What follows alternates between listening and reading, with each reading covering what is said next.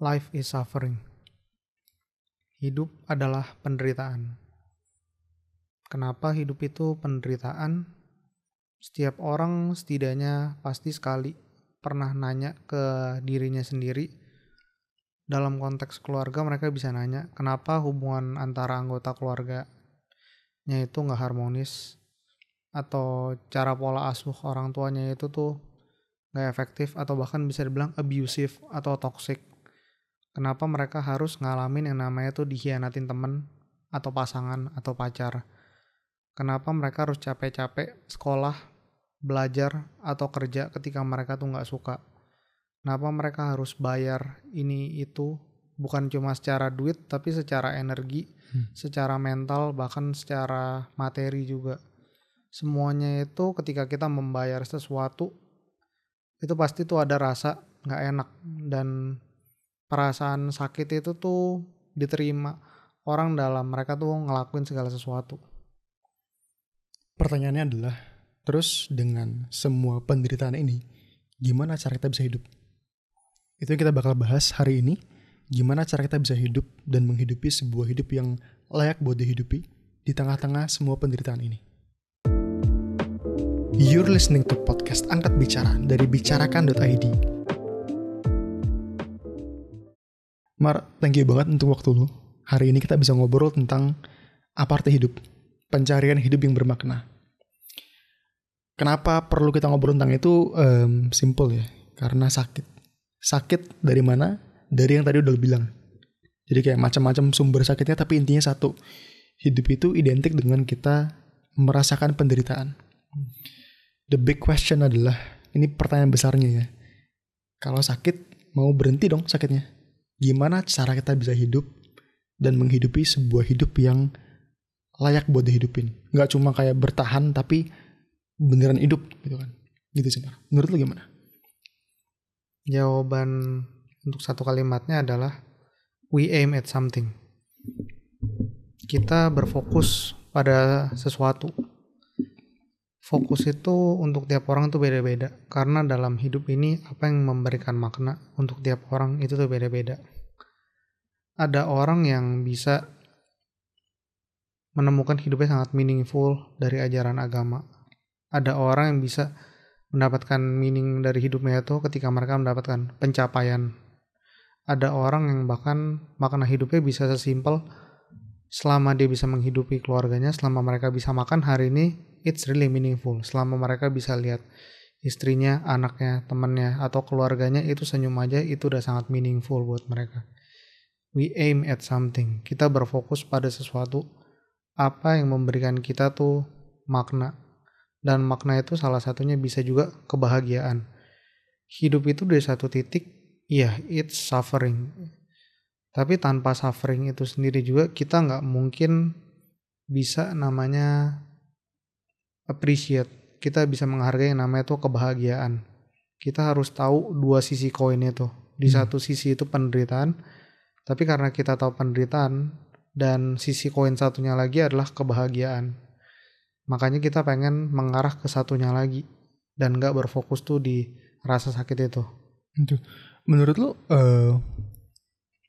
aiming at something, kayak mengejar sesuatu, itu tiap orang beda-beda atau ada kayak benang merah gitu dia yang menghubungkan semua itu? Mungkin tiap orang sih sebenarnya tuh pasti beda karena mereka lahir di background yang masing-masing tuh pasti beda. Kayak tadi sempat disebutin, mereka bisa aja lahir dalam keluarga yang gak menyenangkan, atau hubungan di sosial mereka itu tuh gak bermakna. Teman-temannya itu pernah nikah mereka dari belakang, atau hubungan mereka dengan pasangan atau pacar itu bisa gak menyenangkan. Jadi tuh dari itu menciptakan rasa sakit yang beda-beda.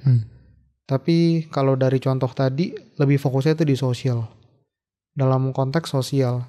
Jadi mereka tuh, kenapa mereka tuh masih nyari hubungan sosial dengan orang lain. Meskipun mereka tuh tahu, setiap mereka hubungan sama orang lain itu, mau keluarga, mau teman, mau pasangan, itu rasanya sakit. Karena di situ tuh ada meaning. Buat apa orang tuh tetap ngelakuin sesuatu kalau misalnya mereka tuh udah tahu itu tuh sakit. Iya. Tapi meskipun itu ada meaning, tapi meaningnya tuh nggak menyenangkan gitu, ya kan? Jadi kayak yang lu pernah bilang juga, meaning even sakit itu meaning gitu kan. Jadi itu makna. Tapi kalau maknanya hanya berbentuk itu yang adalah negatif, itu ya nggak menyenangkan kan. Itu nggak buat mau hidup gitu kan. Iya sih. Jadi ini discovery nih mungkin buat orang ya. Buat gue juga dulu waktu pertama kali gue denger ini, gue juga kaget gitu. Oh ternyata tuh hidup yang bermakna itu ya semua orang pasti hidupin sebenarnya. Cuma masalahnya adalah makna lu makna yang enak apa nggak enak gitu kan. Pasti orang akan tanya lagi. Terutama untuk orang yang, ini ada yang pernah nanya juga tentang quarter life crisis, kehilangan meaning. Umur berapa nih? 25? 25an ya? 20 sampai 25. Beberapa orang ada yang nanya. Jadi tuh mereka akan nanya, buat apa mereka tuh ngelakuin ini? Kayak bahkan contoh paling simpelnya skripsi lah. Mereka bingung di situ. Terus habis nanti kuliah lulus mau ngapain? Ada juga tuh yang they cannot aim at something karena mereka tuh lagi dalam proses melakukan sesuatu. Itu proses yang wajar karena kita tuh pengen tahu arah tujuan kita tuh kemana. Aimnya itu tuh kemana. Kayak dari cerita tadi, itu gak menyenangkan. Berhubungan sama orang antara ditolak, dihianatin, atau gimana pun itu rasanya gak enak. Tapi kenapa mereka tetap ngelakuin itu? Itu kan pertanyaannya tadi. Karena they aim at something. Mereka ngelihat sesuatu. Ada potensi di situ. Tapi apa yang mereka lihat? Mereka nggak tahu tujuannya itu mereka apa. Tapi mereka terus ngelakuin itu. Istilahnya kayak kalau misalnya mau ditarik, analoginya yang mirip adalah orang pergi ke gym. Orang pergi ke gym, mereka angkat berat. Itu sakit atau enggak? Secara fisik pasti sakit. Tapi mereka tetap ngelakuin. Buat apa? Pertanyaannya balik lagi. Why? Kenapa mereka ngelakuin itu? Karena pertama, mereka punya aim yang bisa mungkin beda-beda. Satunya bisa bilang, ini pengen bentuk badan. Satu bisa bilang, biar lebih sehat. Satu bisa bilang, mungkin biar lebih ditaksir sama lawan jenis. Itu aimnya udah beda-beda. Tapi dengan tujuan itu, dengan mereka aiming at something di situ aja tuh, mereka tuh jadi punya mindset untuk it's worth it untuk ngejalanin seluruh rasa sakit ini. Buat orang tapi yang nggak punya aim itu, orang yang nggak tahu mau ngapain, menurut lu apa yang mau lu sampaikan ke mereka? Ini sebenarnya pertanyaan ini agak susah untuk digeneralisir karena tiap orang punya background yang berbeda-beda. Setuju. Dan temperamen yang beda-beda juga. Tapi coba kayak ambil satu orang personal gitu, dibuat di kepala lu, dan buat skenario gitu, dan apa yang bakal lu tuntun gitu, kasih tau ke dia untuk membantu dia menemukan something to aim at, sesuatu yang bisa dikejar gitu buat lo. Mungkin kalau misalnya untuk secara personal juga agak sulit sih ya, kayak balik lagi tadi. Dan untuk contoh satu orang pun mungkin itu bisa dibilang susah, apalagi kalau misalnya untuk yang lagi dengar sendiri tuh bingung mereka mau kemana, dimana mereka juga harus cari guidance untuk mereka sendiri. Yang paling umum bisa dibilang adalah mengadopsi suatu ide apapun itu, dan mereka bisa ikut itu. Mau itu tuh dari komunitas, atau mau itu tuh dari pencarian dari diri sendiri setelah refleksi diri. Tapi di saat yang sama, ide atau sesuatu yang ingin mereka aim itu jangan ditelan mentah-mentah. Itu bisa dibilang jadi pedoman mereka. Tapi di saat yang sama kita juga mesti reflect untuk diri sendiri. Kayak contohnya pertama, orang yang mengikuti paling simpel lah, kalau nggak partai politik atau nggak grup religius, anggap aja begitu sebagai contoh. Mereka bisa ngikutin nilai itu, apakah itu memberikan hidup mereka makna atau enggak. Mereka merasa lebih worth it atau enggak untuk menjalani pain ini. Mereka bisa berfungsi secara lebih baik atau enggak dalam masyarakat. Kalau misalnya itu buahnya itu jadi baik, mereka jadi act lebih baik, teruskan itu memberikan mereka meaning dan hasilnya buahnya itu positif untuk mereka. Tapi kalau misalnya sebaliknya, mereka malah jadi istilahnya apa ya? Ekstrimnya mungkin bisa barbar, malah bisa menyerang orang lain. Sifatnya itu tuh nggak produktif, malah bisa apa tadi, mencekal orang lain. Mungkin itu butuh bukan hukuman, apa ya kata-katanya, teguran secara sosial, atau mungkin mereka butuh refleksi ke dalam diri mereka jauh lebih dalam lagi. Kenapa buat mereka ini meaningnya itu tuh bagus, sementara ini tuh malah memberikan pain pada orang lain lebih. Tadi lu bilang soal mengadopsi ide, ya kan? Menurut lu ide apa yang lu suka gitu, yang favorit lu, yang mungkin buat lu kayak semua orang bisa apresiasi ini gitu. Gue punya sih di kepala gue, cuma gue pengen denger. Mungkin ini karena kita juga fansnya Jordan Peterson. Jadi ide yang bisa gue adopsi itu benar-benar aim at something itu gak selalu harus far in the future. Suatu saat saya ingin sukses. Sukses itu balik lagi, definisi sukses itu apa? Tiap orang suksesnya pun beda-beda. Menghidupi keluarga aja udah sukses. Kalau dia mau bikin perusahaan sampai kayak Bill Gates atau Elon Musk, ya mungkin bisa, tapi apakah mereka mau menanggung rasa sakitnya juga di situ? Dan itu tuh ya contoh untuk mereka itu mungkin terlalu ekstrim sih, karena itu susah banget. Yang bisa kita fokusin adalah in the present moment. Di kondisi saat ini, apa yang bisa mereka tuh beresin. Iya, mungkin ini bisa menjawab juga untuk yang tadi, ketika orang yang gak punya aim, apa yang mereka bisa lakuin. Si Jordan Peterson ada suggest satu hal yang sangat simple. Kalau dibikin sesimpel satu kalimat adalah clean your room. Beresin kamar sendiri.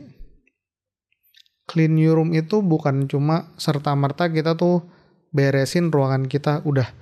Karena ada orang juga yang kamarnya itu rapi tapi mereka juga tetap stres. Kenapa dibilangnya aim at something?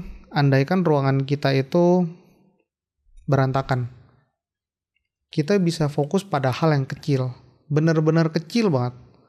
Kayak contohnya kalau misalnya kita mahasiswa, kita ada satu tumpukan kertas di atas meja, itu nggak tahu tugas dari kapan, tapi kita ada punya pikiran, mungkin kertas ini bakal diambil lagi, mungkin ini akan penting di suatu saat nanti, jadi makanya taruh di situ. Tapi di saat yang sama kita merasa secara jujur ke diri sendiri itu tuh nggak enak dipandang. Kita bisa ambil, kita rapiin dari kertas yang berserakan, kita bisa tok masukin file, atau kalau nggak punya file taruh di satu tempat yang setidaknya itu tuh kelihatan lebih rapi. Itu satu hal. Bisa stop di situ kalau misalnya untuk orang yang mungkin punya mental health issues kayak depression yang nggak punya tenaga lebih, itu credit yourself setelah melakukan itu. Habis itu udah, mereka mau nggak ngelakuin apa-apa lagi setelah itu, it's up to them. Kalau misalnya mereka emang merasa nggak kuat, tapi kalau misalnya mereka bisa terus sama kayak nge-gym, pasti tuh kadang-kadang tuh orang tuh dipaksa, ini udah 12 nih, yuk satu lagi, udah satu lagi, udah kecapean, satu lagi, pasti di-press untuk satu lagi, kita maju terus meskipun kita nggak bisa, dan secara mood itu pun nggak memungkinkan. Kita harus bisa push diri kita sendiri, walaupun kita nggak punya end goals, tapi kita tahu apa yang bisa kita kontrol dan apa yang kita nggak bisa kontrol. Kayak contohnya ngambil tumpukan kertas itu adalah sesuatu yang sangat basic, yang dibutuhin dalam adalah kendali kita gitu ya. Benar-benar dalam kendali kita. Kayak kita kalau misalnya ngeliat kita stres karena TV kita rusak, tapi kita nggak punya kemampuan mekanik ya itu di luar kontrol kita. Yang bisa kita kontrol adalah kita bawa ke tukang mekanik, tukang listrik yang bisa beresin itu. Jadi kita cuma fokus di hal-hal yang saat ini bisa kita kontrol. Andaikan kita pengen ngelakuin sesuatu, tapi itu di luar kompetensi kita, apa yang harus kita lakuin? Kita belajar di situ. Balik lagi, tapi itu ada painnya. Proses belajar itu tuh nggak enak. Kita belajar hal baru, kita mempelajari ide baru yang benar-benar istilahnya domain baru banget buat kita. Kayak contohnya gue dari psikologi, contohnya belajar IT. Ini apaan? Ini tuh benar-benar nggak enak. Tapi dengan end goals in mind itu karena mungkin pengen bikin website, pengen bisa ngoding. Dan meaningnya untuk bisa ngoding itu apa? Ya nggak tahu, kepuasan pribadi mungkin. Itu pun bisa dijadiin alasan untuk diri kita sendiri. Jadi meaning orang itu dan alasan orang itu pasti beda-beda, tapi apapun yang bisa bikin orang itu punya mindset it's worth living and it's worth the pain di sini. Jadi clean your room itu bukan cuma literal gitu. Itu apa ya? Literal bisa juga. Bisa literal. Tapi juga cara berpikir mungkin. Like mungkin adopsi personal responsibility juga. Ya. Yeah. Kalau lo tanya gue, jawaban gue tuh sih. Ide yang gue suka banget adalah mengadopsi personal responsibility untuk nggak melihat ke orang lain yang salah atau dunia yang salah, tapi mungkin emang elunya yang salah gitu. Yes. At least yang kayak tumpukan kertas, atau kalau mau lebih kasar ya, piring tuh apa masih berantakan apa segala diberesin tuh. Contohnya yang lebih parah lagi mana suami istri gimana? Let's say ya, kalau ada suami istri yang nggak akur gitu, nggak harmonis. Cara tumpukan kertas apa yang kecil yang bisa mereka beresin menurut contohnya? Pertama adalah tadi itu personal responsibility itu hal yang sangat bagus. Masalah orang selalu bilang kalau misalnya apa tuh nih, nggak akan ada asap kalau nggak ada api kadang-kadang, atau sebaliknya lupa. Itu tuh kita bisa refleksi ke diri kita sendiri, tapi ini kita harus balance antara kita ini tuh bisa refleks ke dalam diri dan ke lingkungan sekitar kita. Karena kalau misalnya refleksnya terlalu keluar, kita akan nyalahin semua orang. Ini tuh masalah datang tuh karena ini, karena itu. Kita akan nunjuk semuanya. Semuanya itu masalah dari luar. Dan di saat yang sama, dalam diri kita terbengkalai. Kalau kita terlalu refleks kebanyakan tuh dalam diri kita sendiri, di psikologi kognitif itu disebutnya tuh personalization. Salah satu bagian dari cognitive distortion. Salah satu kesalahan dalam berpikir, semuanya direfleksi ke dalam diri. Oh, ini salah gua, ini salah gua, ini salah gua. Semuanya jadi salah mereka. Mereka jadi gampang banget dimanfaatin oleh orang lain. Personal responsibility di satu titik iya, tapi kita juga bisa harus tahu boundaries di mana ini salah kita dan di mana ini salah mereka. Kalau untuk hubungan suami istri, ya ini jawaban paling klise adalah komunikasi. Dan pertama, sebelum komunikasi pun ya selalu sih harus punya tujuan yang baik. Kita di sini debat bukan untuk siapa yang benar, siapa yang salah, siapa yang menang, siapa yang kalah di situ. Karena tujuan dari relationship, tujuan dari hubungan keluarga itu adalah gimana cara ini tuh keluarga ini tetap stable. Gimana cara sistem keluarga ini tetap stable. Hubungan tetap harmonis, bukan untuk memenangkan ego sendiri.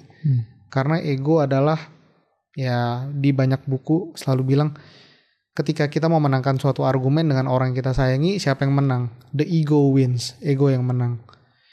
Kita pertama reflect ke diri kita sendiri. Kenapa pasangan kita bertindak kayak begini? Kita cari di mana kesalahan kita. Dan di saat yang sama, kita juga mesti bisa poin di mana mereka salah. Ini gampang diomongin, tapi implementasinya itu sebenarnya sangat susah. Karena ketika orang lagi berkomunikasi, kadang-kadang ini kenapa juga communication skill itu sangat penting. Itu tuh susah. Karena kita berusaha untuk menyampaikan suatu hal ke orang lain dan orang lain itu bisa salah menangkap kita. Jadi ini sebenarnya harus ada kejujuran dari dua belah pihak, responsibility dari kedua belah pihak. Dan itu bukan suatu hal yang mudah. Satu hal kalau misalnya ini nggak bisa ditangani oleh mereka berdua dan ini problemnya itu malah bisa tambah gede, go seek professional help, couple therapy, couple counseling, whatever it is. Karena dari contoh tadi, clean your room, we aim at something, kita berfokus pada hal within our domain of competence, sesuatu yang bisa kita tangani. Ketika itu kita sadar itu kita nggak bisa tangani, kita mesti cari pihak ketiga, seseorang yang lebih expert di bidang itu, atau enggak kita pelajari manapun itu, whatever that works. Gue suka ini sih, itu sesuatu yang bisa kita tanganin dan juga sesuatu yang present gitu, yang sekarang. Jadi nggak muluk-muluk, karena kalau lu lagi stres dan lagi emosi negatif banget, itu kadang sulit untuk berpikir even 2 hari ke depan gitu. Jadi fokus ke yang sekarang aja, apa yang bisa dilakuin untuk memperbaiki hidup sekarang gitu. Mau beresin kertas deh, cuci piring deh ya. Atau kalau mau yang lebih kompleks gitu, benerin komunikasi atau gimana gitu, jujur bilang sama pasangan, itu juga something, right? So ya, itu tema besarnya dari pertanyaan gimana caranya bisa ketemu something to aim at gitu. Dan kenapa kita perlu something to aim at? Karena kita itu adalah cara buat dapat hidup yang bermakna gitu ya. Biasanya kalau misalnya dalam sesi konseling untuk banyak klien dengan ragam juga permasalahan yang mereka hadapi, itu tuh pasti yang gue tanyain pertama adalah apa tujuan kamu untuk konseling di sini. Dan jawaban yang diberikan itu biasanya umum, adalah nggak pengen ngerasain lagi merasa terlalu banyak cemas, nggak pengen ngerasain panik, atau nggak pengen overthinking. Itu untuk masalah insecurity atau anxiety, atau untuk depression pengen bisa senang lagi, pengen bisa ngelakuin ini itu lagi. Banyak hal yang pengen mereka lakuin. Di saat yang sama tujuan untuk konseling yang mereka sebutin itu sebenarnya gue tahu tujuannya adalah untuk mereka tuh bisa dapat hidup yang lebih baik, dan siapa yang nggak mau hidup yang lebih baik. Tapi di saat yang sama, kedua itu jawaban yang sangat umum, dan ketika mereka akan ditanya lagi hidup yang lebih baik itu gimana, itu pertanyaan yang lebih spesifik. Ketika kita aim pada sesuatu yang spesifik, sesuatu yang kecil, sesuatu yang bisa kita lakuin. Jadi biasa gue akan nanyain kembali pertanyaan yang lebih spesifik. Kalau misalnya kamu akan hidup lebih bahagia, itu akan kelihatannya itu tuh gimana? Apa yang bakal kamu lakuin berbeda dari sekarang? Jadi di situ tuh kita tuh mesti tahu apa yang mau mereka lakuin tuh beda. Kayak ini untuk contoh satu klien dengan depresi, mereka nggak ada mood untuk ngelakuin apapun. Mereka cuma pengen baringan di tempat tidur, duduk di sofa, senderan, nonton TV, nggak mau ngapa-ngapain. Itu apa yang mereka akan lakuin berbeda, itu adalah mereka pengen bisa olahraga setidaknya seminggu bahkan 7 kali, tiap hari itu olahraga. Jadi kita tuh akan mulai dengan sesuatu tuh yang kecil biasanya. Mereka lihat aim mereka adalah, contohnya kalau mereka akan lebih happy, mereka ngelihat hidup mereka lebih sehat, pola hidupnya salah satu, dan olahraga tadi. Kadang PR yang bisa diberikan adalah versi yang lebih kecil daripada end goals mereka. Paling simpel adalah suruh mereka untuk jalan 5 menit. Benar-benar jalan, bukan jogging, bukan lari, benar-benar cuma jalan. Liatin aja pemandangan sekitar. Selama 5 menit berapa kali seminggu?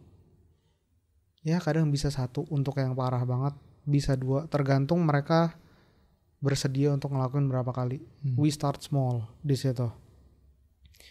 Dan itu adalah minimal. Kita buat itu jadi habit. Di hari apa, di jam berapa, dan mau berapa lama.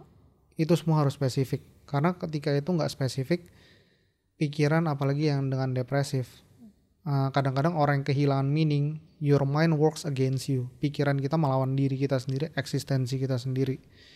Kita harus bikin itu jadi habit. Kita mulai itu dengan sesuatu yang kecil, sesuatu yang sangat doable.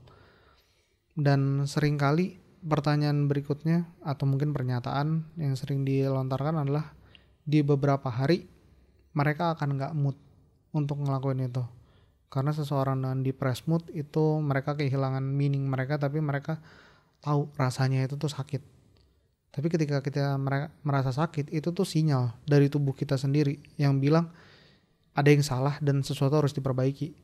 Sama kayak TV, ketika itu mulai zeret-zeret atau gambarnya mulai gak lancar, kita tahu itu tuh ada yang rusak. Dan meski mungkin kata rusak itu agak kasar kalau misalnya di label untuk manusia, tapi bisa dibilang something wrong, ada yang salah dengan kita. Makanya di situ tuh bagian itu yang harus kita perbaiki. Mereka tahu end goals-nya adalah itu, tapi ketika mereka ngeliat itu menakutkan. Mereka dengan kondisi nggak punya energi, nggak punya semangat ngapa-ngapain, mereka pengen bisa sampai lari pagi setiap hari. Tapi itu pun masih nggak spesifik berapa lama. Itu bahkan ada klien sekarang jadi pelari maraton. Itu untuk ini contoh sukses aja ya. Nice. Tapi di situ pula itu tuh mereka harus start with the end in mind. Kalau yang tadi lu sempat bilang juga, mereka tahu mereka tuh pengennya tuh kemana. Jadi yang kita lakuin, kita pecah masalah itu ke hal yang benar-benar lebih manageable. Setidaknya untuk mereka manageable, tapi bukan berarti juga terlalu gampang. Setidaknya bisa mereka lakuin, tapi itu harus nge-push mereka sendiri juga. Dalam transformation gak mungkin ada yang namanya itu tuh terlalu lancar. Kayak ini mungkin cerita yang paling umum, yang paling banyak diceritain di sosial media. Ini banyak ceritanya tentang ulet yang jadi kepompong, dan ketika dia mau jadi kupu-kupu itu mereka struggle. Dan ada orang yang ngelihat mereka struggle, nggak tega ngelihat itu, digunting kepompongnya. Dan jadi yang keluar adalah kupu-kupu yang bantet, cacat, nggak bisa terbang, dan akhirnya dia tuh mati. Jadi pain itu sesuatu tuh yang penting juga dalam proses kita tuh berkembang. Kalau di gym itu paling banyak tulisan no pain no gain. Itu berlaku di semua hal, nggak cuma dalam gym. Ini gue ngeliat juga bukan cuma untuk orang yang lagi punya mental health issue sih. Itu adalah polar yang negatif banget gitu kan. Which is fine, gak apa. Tapi juga bisa diaplikasikan ke orang-orang yang lagi nggak ngalamin mental health issue, yang lagi nggak depresi, tapi juga lagi punya krisis. Dalam arti mereka lagi nggak tahu mau ngapain gitu kan. Dan meskipun udah tahu tapi sulit buat mendakinya sepertinya. Itu start small, punya kerendahan hati untuk mulai dengan langkah pertama dulu. Dan itu prosesnya guys ya. Jadi itu bukan kayak ambil pedang, ambil tameng, kita perang, enggak, tapi bener kayak small steps, one step at a time. Kalau kayak yang tadi contohnya, ambil pedang, ambil perisai, kita pergi perang. Dan muncul biasa pertanyaan kedua, kita dapat pedangnya dari mana? Apakah kita harus bikin dulu? Apa kita harus beli dulu? Itu tuh end goals ya. Mungkin kalau misalnya ekstrimnya dibilang end goalsnya tuh lagi perang. Ya kita mesti asah dulu, kita mesti latihan battle dulu atau gimana. Dan tadi ada satu kata kunci yang lu sebut itu tuh bagus itu.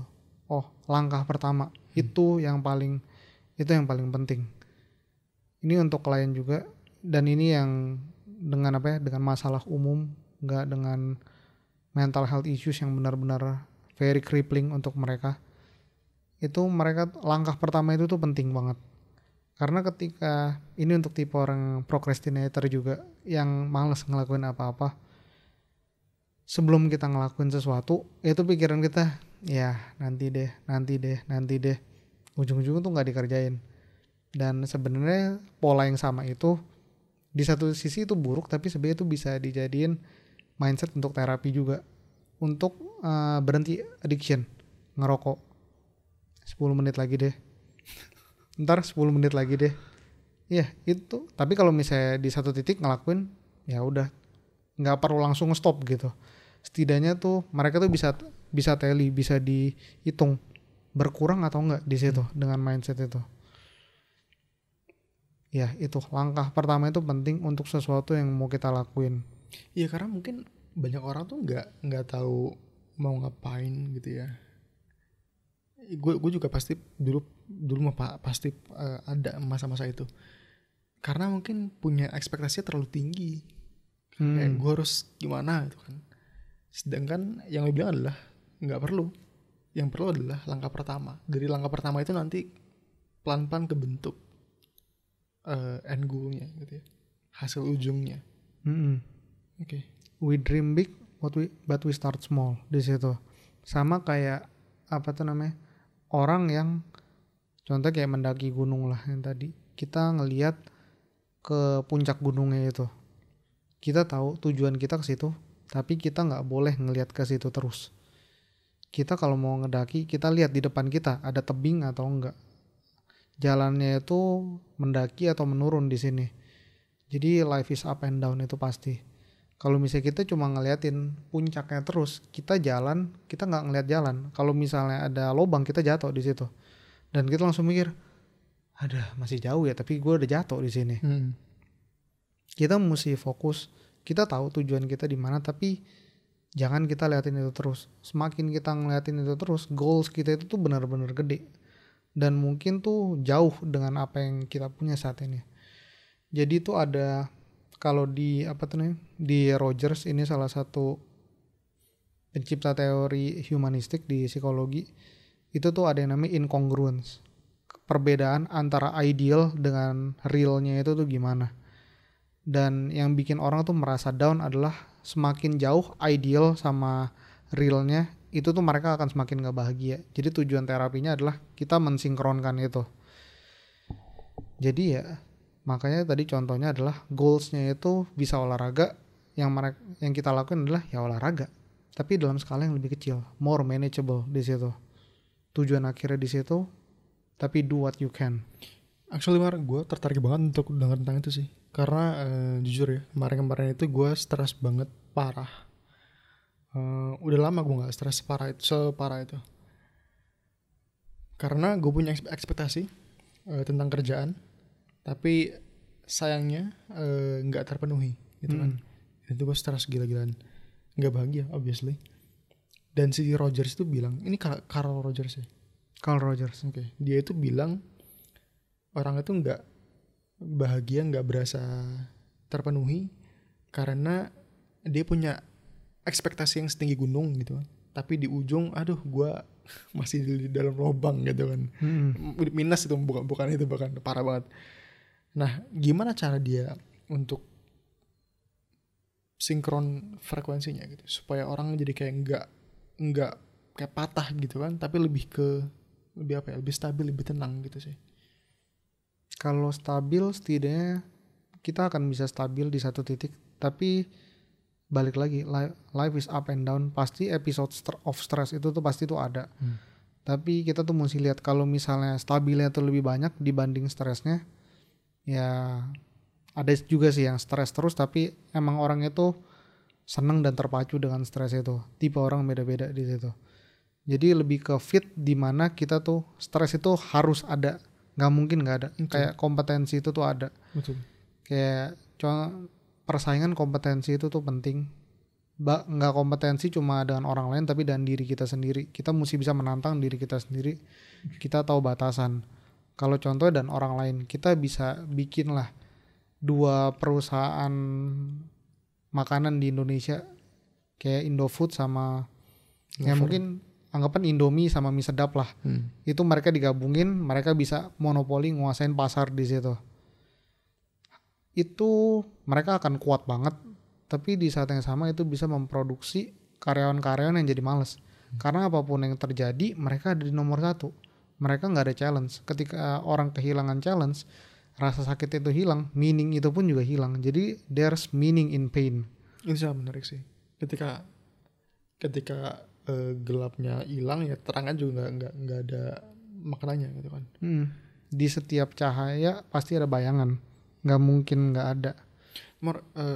Itu sebenarnya beda sama stres sih yang gue rasain tuh ya. Karena gue suka sama stres, gue gak masalah. Tapi kemarin tuh lebih dari stres, itu lebih ke apa ya, lumayan dalam sakitnya kayaknya. Kayak gue merasa gue gagal, atau gue merasa bahwa gue gak kompeten gitu sih. Karena kayak ekspektasi terlalu tinggi, terus sedangkan ininya gimana gitu. Padahal nih ini yang ironis ya, itu bisa dibilang itu bukan sepenuhnya salah gue. Like, ini terjadi karena kesalahan orang lain gitu kan, yang di luar kendali gue. tapi gue take it personally gitu, dan gue kayak god damn dan sebagainya gitu. Itu si Rogers, lu ingat gak dia bilang apa gitu untuk itu? Itu balik lagi, sebenarnya ini bukan Rogers sih, tapi ini lebih balik lagi ke internalization. Semuanya tuh di reflect untuk diri sendiri. This is my fault. Semuanya tuh jadi salah dia. Iya, I think kemarin gue gitu ya. Wow, gue nggak nyadar loh, gue baru nyadar sekarang. Mungkin gue gitu, ini salah gue gitu kan. Padahal emang nggak juga gitu kan ya. Mau dibilangnya ironic juga mungkin enggak juga sih. Kayak apa tadi, ini salah orang tapi satu ngerasa sakit untuk diri sendiri kan. Itu kenapa itu bisa ngerasa sakit, karena you have meaning untuk apa yang lagi dikerjain. Betul. Karena kalau misalnya apa yang lagi kita kerjain itu nggak punya meaning, kita nggak akan stres karena itu. Kayak ini untuk orang yang udah berkeluarga, kalau keluarga mereka nggak ada meaningnya untuk mereka, mau istrinya sakit, mau anaknya jadi apa tadi pecandu narkoba, bodo amat, gue senang-senang aja. Karena itu nggak ada meaning buat dia. Tapi kalau misalnya dia benar-benar sayang istrinya, dia pengen anaknya berkembang jadi anak yang istilahnya luar biasa di situ. Dia ngeliat istrinya sakit, dia ngeliat anaknya keluar jalur, itu tuh dia pasti stres. There's meaning. Kenapa mereka harus stres urusan itu? Padahal balik lagi, apakah itu salah mereka? Nah, kalau misalnya untuk di kondisi tadi ya partially, mungkin sebagian ada. Tapi selalu pertanyaan yang terakhir yang mesti kita tanyain ke diri sendiri adalah what can we do about this? Apa yang bisa kita lakuin? Kalau misalnya emang kita nggak bisa, ya balik lagi tadi, cari third party. Ya itu tuh penting Mar, karena even gua gitu yang gue merasa gue udah ngerti, tapi lu bilang gitu gue kayak iya bener juga ya, berarti gue nggak ngerti lah. Kan kayak apa ya, sakit itu ya kind of bagus karena itu mengindikasikan bahwa ini adalah sesuatu yang bermakna buat lu. Hidup lu punya makna gitu kan. Tapi waktu gue sakit, sekarang masih sakit even, meskipun nggak separah kemarin. Cuma waktu gue sakit itu gue benar merasa kayak ini tolong dihilangin dong, tolong nih diangkat lah sama siapapun gitu, diambil gitu kan. Gue nggak nyaman banget, nggak enak banget gitu. Tapi jujur itu juga mendorong gue untuk ngelakuin sesuatu yang akhirnya bisa membuat hidup jadi lebih baik gitu. So in a way rasa sakit itu bagus. Tapi asli itu enggak, itu beneran sakit gitu. Jadi itu mungkin orang juga yang denger bisa kayak iya gitu. Untuk orang yang cemas atau benar-benar dalam tekanan, under stress gitu, sering kali mereka lupa kalau misalnya tujuan utama mereka itu apa. Mereka saking stresnya, misalnya lagi ngedaki gunung, mereka masuk lubang, berusaha keluar dari lubang itu. Di posisi itu mereka nggak dalam perspektif yang dimana mereka tuh bisa lihat puncak gunung itu. Mereka ngerasa ada di lubang itu, mereka ngerasa bingung. Jadi apa yang bisa kita lakuin adalah, pertama adalah reminder untuk diri sendiri. Kalau misalnya ini contoh di kartun Simpson, itu ada Homer disuruh kerja, remember you're here forever. Tapi dipasangin foto-foto anaknya, do it for her. Itu tuh jadi berubah. Kita butuh reminder untuk diri sendiri.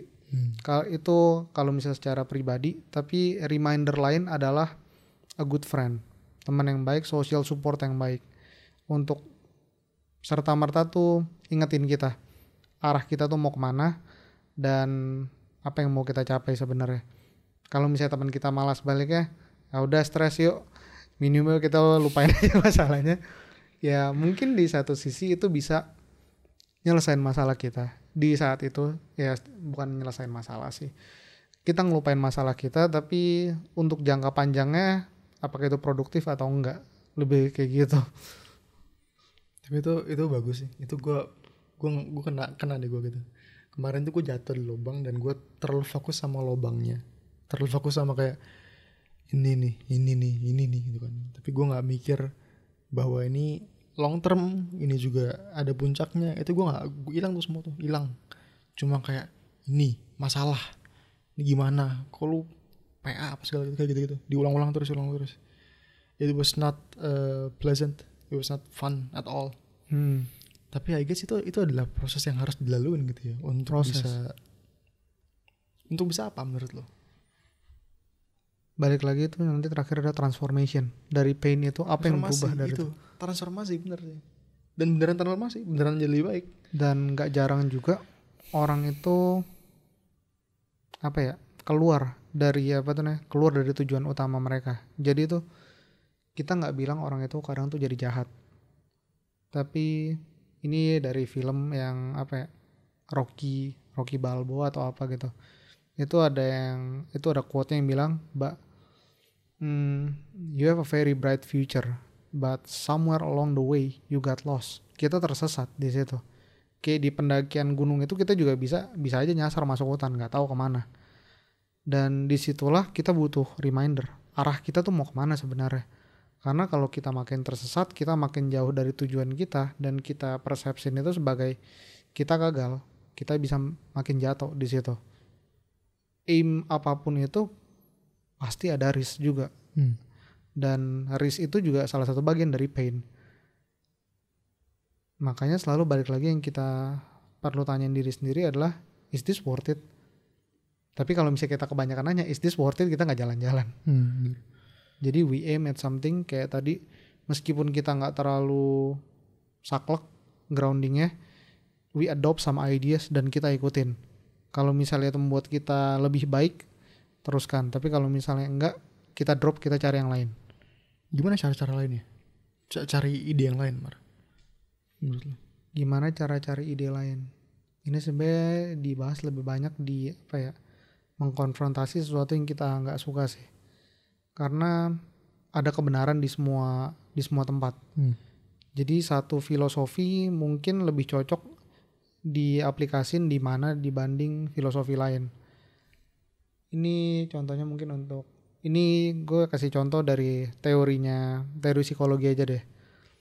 Untuk teori psikoanalisis itu tuh lebih gampang dan lebih cocok untuk diaplikasin pada orang dengan mental health issues, antar depression, anxiety atau skizofrenia. Tapi kalau misalnya kayak untuk Rogers atau Piaget, tipe yang lebih kognitif, itu tuh bisa diterapin dan lebih masuk untuk skema orang yang normal di situ. Dan mana yang lebih benar? Jawabannya dua-duanya benar. Jadi kita tuh mesti explore ide lain, dan kebetulan ya kadang bisa kebetulan cocok dengan kondisi kita bisa adopt itu, kita masuk. Tapi ketika kita suatu saat udah nyampe pada tujuan kita, kayak misalnya satu ide itu kita adopsi dan kita jalan sampai end goalsnya, kita udah sampai, kita akan mikir lagi, now what? Tapi ide dapat dari mana dong? Ide dapat dari mana? Expose diri ke banyak hal sih. Sebenarnya itu bisa banyak hal sih, karena dari dunia ini sendiri tuh terlalu banyak untuk kita sendiri. Bahkan di zaman internet ini tuh banyak banget. Jadi ini tuh nggak ada satu jawaban untuk ide apa yang mesti diadopt, tapi cara nyarinya adalah itu bisa di mana aja. Bahkan sesimpel kita tuh bisa ngedengerin orang lagi ngobrol. Bahkan kita lagi duduk di kafe, dengerin orang lagi ngomongin tentang saham, terus tiba-tiba kita tarik, kayak saham menarik nih. Itu sekonyol itu. Atau lagi ngomongin tentang psikologi, itu iya ya, mungkin gue begitu ya. There's insight, ada insight gitu. Makanya dibilangnya insight itu tuh penglihatan ke dalam. Yang kalau misalnya di kartunnya itu tuh simbolnya adalah bola lampu di atas kepala, ting. Oh iya, dapat ide. Jadi kita lebih cerah, kita tahu arah kita tuh mau kemana. Insight bisa didapat dari mana aja. Bahkan sesimpel kita tuh ngelihat air netes ke kolam, plup, dia lingkaran pelan-pelan gitu. Itu bisa dibilang satu simbol dari pain, rasa sakit. Ketika airnya tuh bergejolak, blup, itu tuh kita nggak bisa lihat bawahnya. Tapi pelan-pelan itu tuh air itu akan tenang sendiri. Dia akan mencapai kestabilannya sendiri, dan kita bisa lihat lebih jelas lagi ke bawah airnya. Ada quote ini di video YouTube cukup lama, gue lupa namanya siapa. Tapi dia bilang pain is temporary. Rasa sakit itu tuh sementara. It can last for a second, for an hour, a day, a month, or a year. Itu bisa seberapa lama pun, but eventually it will subside. Tapi itu akan hilang suatu saat nanti. and something else will replace it. And something else will replace it. Sesuatu akan mengubah itu. Mau itu lebih positif atau itu lebih negatif. Ya, aimnya adalah untuk positif karena kita juga punya kontrol untuk dalam diri kita sendiri. Something else will replace it. Kayak contohnya kayak gym tadi, sesuatu yang sakit itu istilahnya kita merobek otot kita sendiri. Kalau misalnya dari biologinya merobek otot lagi, tapi yang akan terlahir di situ adalah otot yang lebih kuat. Sama juga dan manusia secara mental ataupun secara fisik, konsepnya sama di situ. Oke, Mar, mungkin kita bisa do a quick recap untuk orang yang sekarang lagi punya masalah dan mereka punya pertanyaan gitu. Kenapa gue harus terus hidup dan gimana caranya bisa hidup dan menghidupi hidup yang layak buat dihidupi. Recap apa tuh? Yang penting-penting, poin yang terpenting-penting. Poin pertama adalah we aim at something. Kita ngeliat sesuatu, nggak penting seberapa gede atau seberapa kecil itu. Kalau misalnya, terutama kalau misalnya yang lagi punya masalah, kalau misalnya sebelumnya kalian punya tujuan yang besar, itu ingat kembali kalian punya tujuan itu. Tapi di saat yang sama, lihat apa yang bisa kalian perbuat saat ini untuk setidaknya ya, walaupun langkah pun bisa dibilang cuma beda 1 senti aja dari spot kita, itu lebih dekat dengan tujuan kita. Kayak contohnya lebih pengen lebih pengen bisa ngobrol lebih baik dengan orang lain. Kita bisa setidaknya belajar dari kita ngobrol sama orang, kata-kata apa dari kita yang itu tuh bisa diterima baik oleh orang, pembahasan mana yang mungkin kurang bisa diterima baik, yang kurang efektif.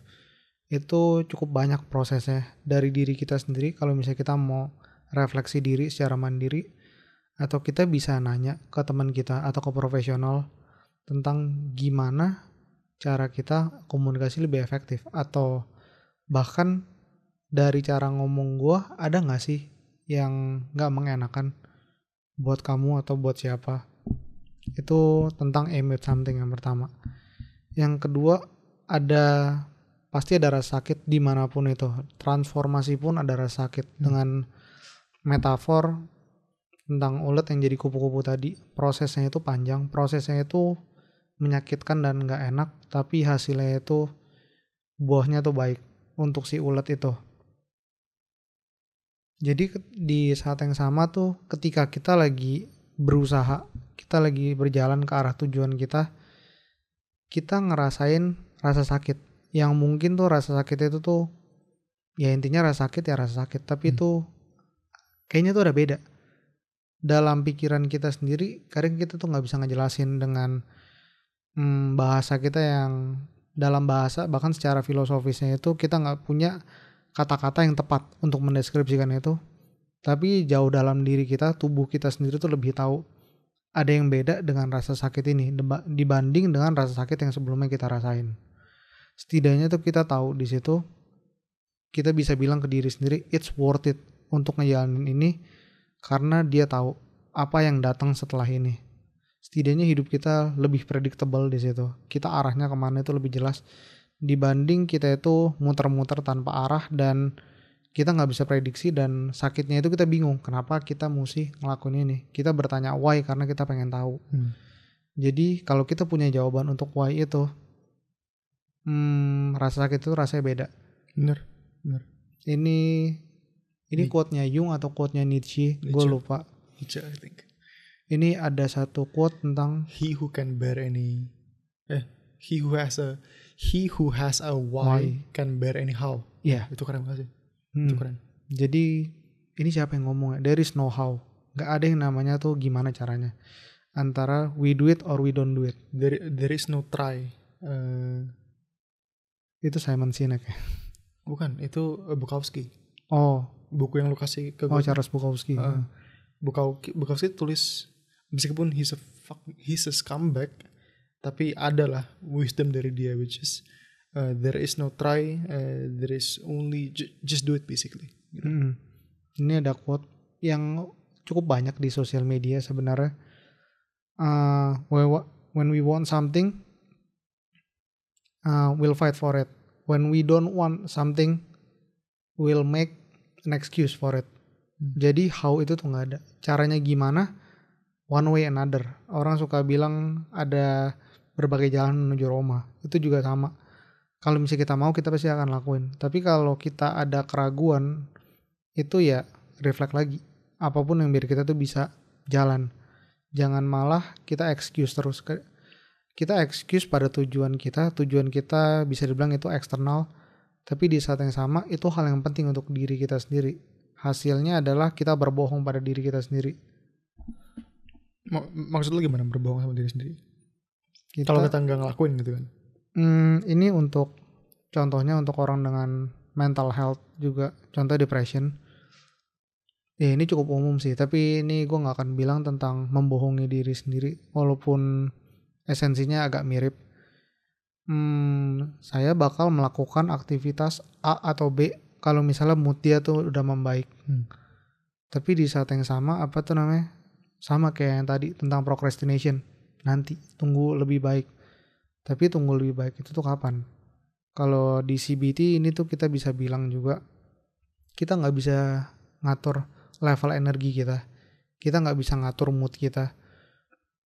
Mungkin itu bisa lebih banyak dijelasin di psikologi, psikoanalisis tentang proses internal kita, tentang mood dan energi. Tapi yang lebih bisa kita kontrol, setidaknya at the moment, meskipun kita ngerasa seenggak enak apapun, adalah aktivitas kita. Apa yang bisa kita lakuin? What can we do? Balik lagi. Take action untuk apapun itu. Meskipun kita ragu, ingat tujuan kita itu apa. Dan tujuan kita punya meaning, apapun meaning itu. Yang pertama adalah aim at something, find something to aim at, gitu kan. Dan yang kedua adalah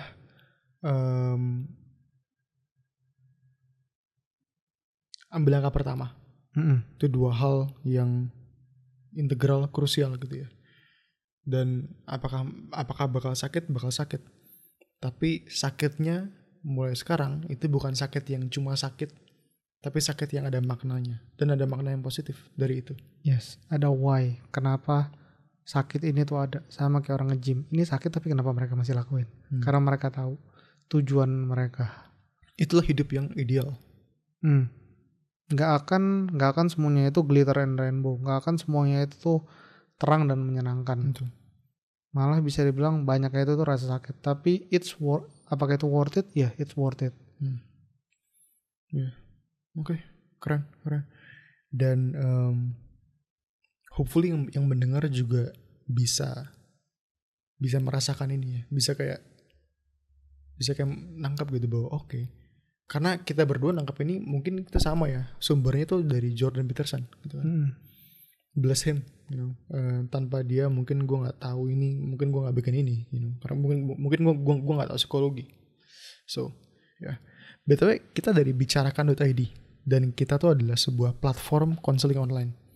Jadi untuk kalian yang mendengarkan dan kalian merasa bahwa agak sulit buatku sekarang untuk menemukan bintang utara buatku, untuk tahu puncak itu apa. Gambarannya tuh agak kabur gitu.